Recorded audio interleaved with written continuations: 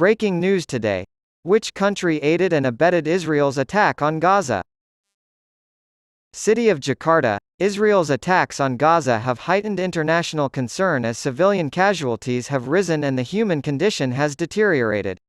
Many countries initially supported Israel after Hamas's 7 October attack, but they reversed their stance after Israel began heavy airstrikes and ground attacks in Gaza to counter Hamas. DCC Lane, Sejumlah Negara Nampaknya Sudah Memantapkan Posisi Mereka Walau Pertikaian Teras Memakan Korban Sipil. At the moment, the two camps are deep in an argument over senjata breeding. On October 27, the PBB General Assembly adopted a resolution calling for Gencatan Senjata Untuk Kemanusiaan Segera, Bertahan Lama, Dan Berkelanjutan, between Israeli forces and Hamas military forces.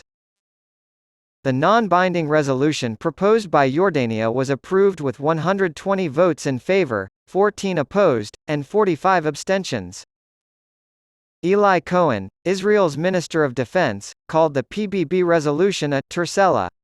However, Prime Minister Benjamin Netanyahu has blocked the Senjata's Gencatan Seruan, arguing that stopping the operation now would amount to betraying Hamas. Since then, several countries have increased their criticism of Israel. Several other countries have already decided to send back large delegations or to establish diplomatic ties. In opposition to the Senjata resolution, the United States has made its position clear through Vice President Joe Biden, who has called for the use of Jeddah in battle. Here is what countries around the world have said about the conflict between Israel and Hamas, and how they have expressed their views at PBB. It's important to remember that this is the government's official stance, which may differ significantly from the public's in some countries.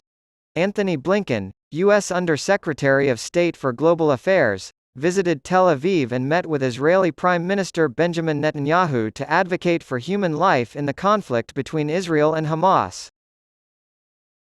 Many European governments have publicly declared their support for Israel ever since the conflict began. After Hamas's attacks on 7 October, U.S. Vice President Joe Biden made an initial statement reassuring the world that the United States stands with Israel and will ensure that the country has what it needs to protect its citizens.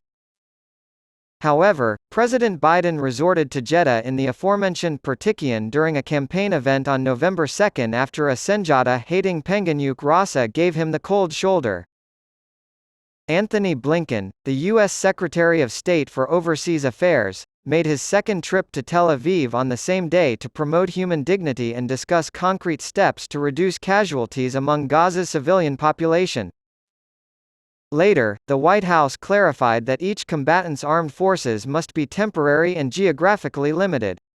The White House has rejected requests for assistance from Arab and other countries fighting in this conflict.